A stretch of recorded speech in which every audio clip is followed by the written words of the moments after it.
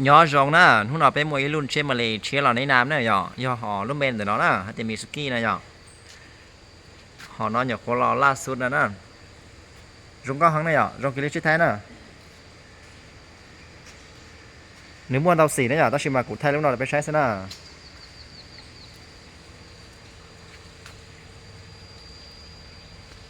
rồng cao hăng nè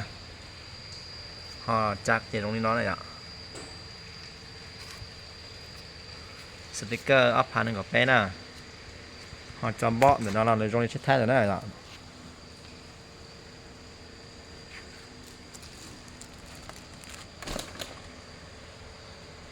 chút chiến à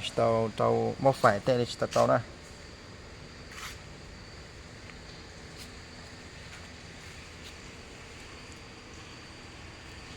sẽ bữa nhẹ đó nhẹ cho nó lấy nó dạng cái kỳ đó